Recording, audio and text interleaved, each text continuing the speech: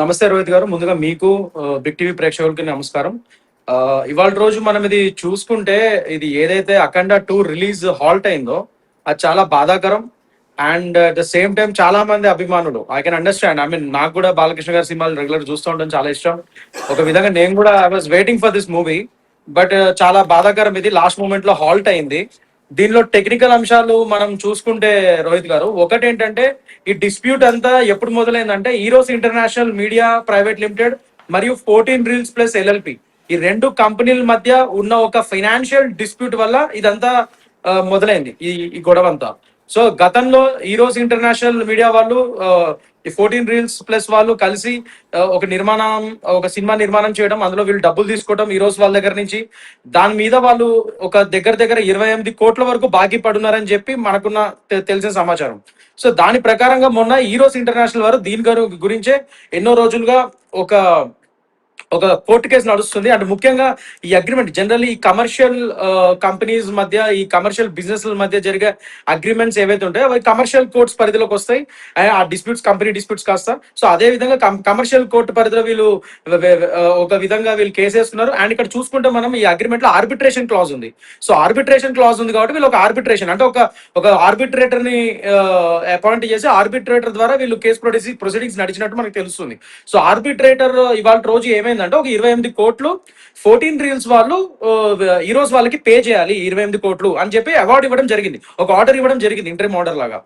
అది పట్టుకొని ఇవాళ రోజు ఈరోజు ఇంటర్నేషనల్ వాళ్ళు దాని ఎగ్జిక్యూషన్ పెటిషన్ అంటాం, ఈపీ అంటాం మనం జనరల్లీ. సో ఆ అవార్డు 28 కోట్ల అవార్డు మాకు వచ్చింది, వీళ్ళు 14 రీల్స్ వాళ్ళు మాకు ఇవ్వాలి ఈ ఆర్బిట్రేషన్ ప్రక్రియలో. ఆర్బిట్రేటర్ గారు అవార్డు చేశారు మాకు, సో దీన్ని ఎగ్జిక్యూట్ చేయండి అని చెప్పి వీళ్ళు ఎగ్జిక్యూట్ పెటిషన్ కూడా ఇవాళ రోజు సివిల్ కోర్టులో వేయడం జరిగింది.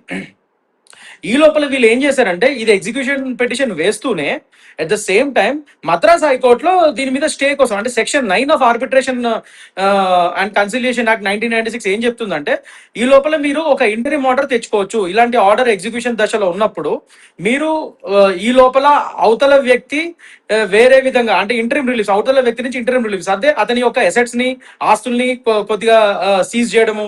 అట్ ద సేమ్ టైం అతను ఏమన్నా ఇప్పుడు ఈ సిచ్యువేషన్ లో చూసి అఖండ ఫిలిం ఏదైతే ఉందో కొత్త సినిమా అది రిలీజ్ చేయకుండా టెంపరీగా ఆపడము, ఇలాంటి వాటి కోసం సెక్షన్ 9 ఆఫ్ ఆర్బిట్రేషన్ క్లాజ్ లో ఇన్వోక్ చేస్తారు. సో వాళ్ళకు ఒక పక్క నుంచి 28 కోట్లు రావడం వల్ల దాని ఎగ్జిక్యూషన్ పిటిషన్ వేస్తూనే మరో పక్క మద్రాస్ హైకోర్టులో వీళ్ళు సెక్షన్ 9 ఆఫ్ ఆర్బిట్రేషన్ క్లాజ్ కింద ఆర్బిట్రేషన్ అండ్ కన్సిలేషన్ యాక్ట్ కింద ఇది ఇంటర్మ్ రిలీఫ్ అడగడం జరిగింది. అంటే ఈ లోపల 14 రీల్స్ వాళ్ళు ఆస్తులు కొన్ని డౌట్స్ వస్తున్నాయి. కృష్ణకాంత్ గారు ఇక్కడే కొన్ని న్యాయపరమైన డౌట్స్ వస్తూ ఉన్నాయి. అఫ్కోర్స్ బహుశా లోయర్ కోర్టులో ఆ రకమైన వాదనలు విన్న తర్వాత డివిజన్ బెంచ్లో ఆ రకమైన వాదనలతో డివిజన్ బెంచ్ ఏకీభవించినట్టుగా అనిపిస్తుంది. 14 రీల్స్ నేనొక్కనే సినిమా తీసింది Achanta brothers, Achanta Ram, Achanta Gopi and Anil Sunkara. AK entertainments నుంచి అనిల్ శంకర్ కూడా ఉన్నారు. వాళ్ళు ముగ్గురు అప్పుడు తీశారు. ఇప్పుడు అనిల్ శంకర్ ఏకే ఎంటర్టైన్మెంట్స్ వేరే ఉన్నారు, వేరే సినిమాలు తీశారు. ఆచండ బ్రదర్స్ 14 రీల్స్ ప్లస్తో తీశారు. కానీ 14 రీల్స్ కదా ఫైనాన్సర్కి 14 రీల్స్తో ఉంది. అదే వ్యక్తులు 14 రీల్స్ ప్లస్ పెట్టుకుని సినిమా తీసినప్పుడు మళ్ళీ లైబిలిటీ కొత్త సంస్థగా ట్రాన్స్ఫర్ అవుతుందా టెక్నికల్గా?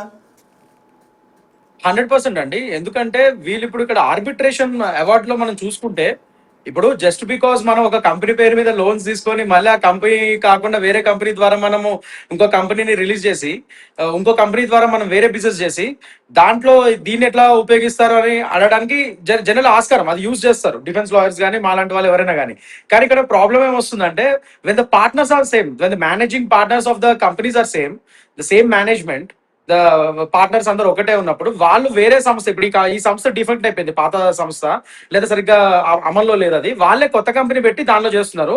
So the liability of partners అంత ఈజీగా పోదండి. That's what I'm saying. అంటే కేవలం ఒక కార్పొరేట్ సంస్థ మీదనే మీరు అప్పులు తీసుకున్నప్పుడు ఆ అప్పులు దాని ప్రకారమే ఉంటది అనుకోవడం తప్పు. ఎందుకంటే వీళ్ళు క్లాజులు అక్కడ ఇప్పుడు at the end of the day అదే చెప్తున్నాను నేను, ఒక కమర్షియల్ కంపెనీస్ మధ్య జరిగే ఏదైతే ఒప్పందాలు ఉంటాయో జనరల్ కమర్షియల్ కోర్ట్స్ యాక్ట్ కింద వస్తుంది. అది ఆ కమర్షియల్ అగ్రిమెంట్స్ ఏదైతే రాసుకున్నారో అందులో ఈ క్లాజులు రాసుకుంటారు వాళ్ళు ఖచ్చితంగా వాళ్ళు, ఎందుకంటే వాళ్ళు కూడా లాయర్లను పెట్టుకుంటారు, ఆ లాయర్లకు తెలుసు అంటే ఇలాంటి లూప్ హోల్స్ అని.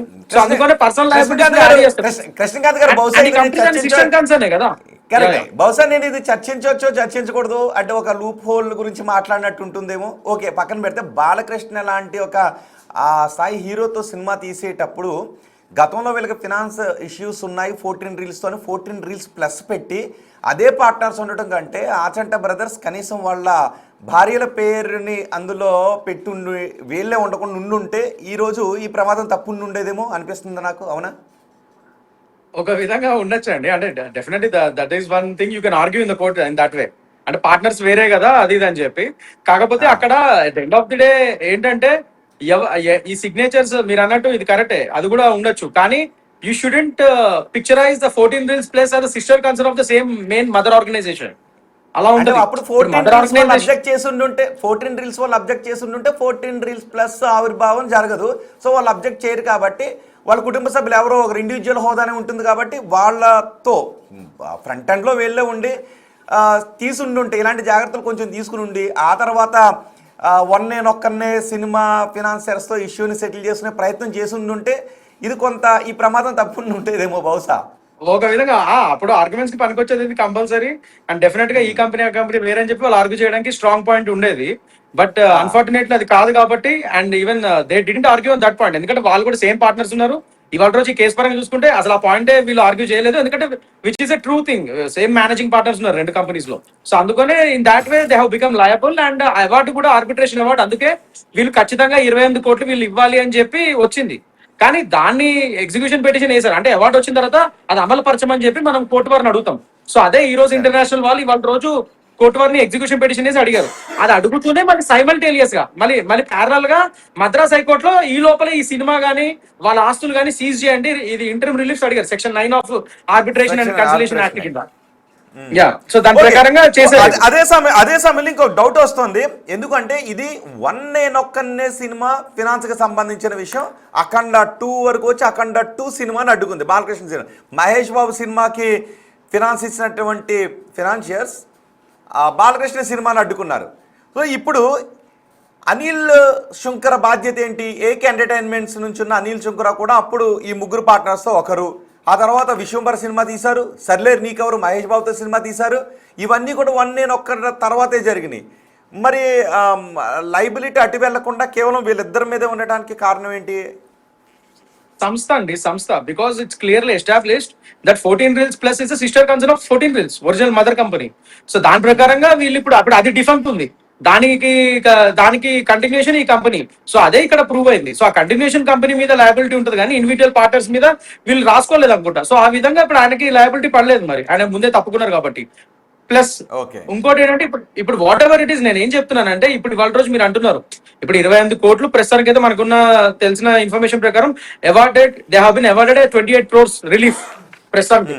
సో 28 కోట్లు వాళ్ళు ఎగ్జిక్యూషన్ పిటిషన్ కూడా వేసుకున్నారు. ఒకవేళ అది కడితే ఈ లోపలే ఈ రిలీజ్ కి కూడా వాళ్ళకి ఆ మార్గం సుగమం అవుతుందని చెప్పి నా అభిప్రాయం. ఎందుకంటే వీళ్ళు మద్రాస్ హైకోర్టులో వేసుకున్నారు ఫస్ట్ సింగిల్ బెంచ్ కి ఈ రోజు వాళ్ళు ఈ యొక్క సినిమాని రిలీజ్ ఆపేయండి, వాళ్ళ ఆస్తులు ప్రస్తుతానికి సీజ్ చేయండి అని. కానీ మా మద్రాస్ హైకోర్టు అది తిరస్కరించింది. ఇది ఇక్కడ కాదు మీరు వేసుకోవాల్సింది, ఎక్కడైతే ఈపీ వేసుకున్నారో సివిల్ కోర్టులో అక్కడే వేసుకోండి, ఇది ఇక్కడ ఈ కోర్టులో కాదని చెప్పింది. చెప్తే వాళ్ళు మళ్ళీ అదే మద్రాస్ హైకోర్టులో డివిజన్ బెంచ్ ని అపీల్ చేశారు వాళ్ళ రోజు. ఈ రోజు వాళ్ళు డివిజన్ బెంచ్ అప్పుడు ఏం చేసింది, మళ్ళీ డివిజన్ బెంచ్ చూసి సెక్షన్ 9 ఇక్కడ మెయింటైనబులే ఆర్బిట్రేషన్ క్లాజ్. సో ఈపీ వేసుకున్న తర్వాత సెక్షన్ 9 వేసుకొని మీరు ఇంటర్వ్యూ రిలీఫ్ అడగచ్చు. సో అందుకనే మళ్ళీ సింగిల్ బెంచ్ కి పంపించింది, ఇది మెయింటైన్ అవుతుంది మీరు మళ్ళీ ఒకసారి సమీక్షించండి అని చెప్పి మళ్ళీ అదే సింగిల్ బెంచ్ కి మద్రాస్ హైకోర్టులో డివిజన్ బెంచ్ పంపించారు.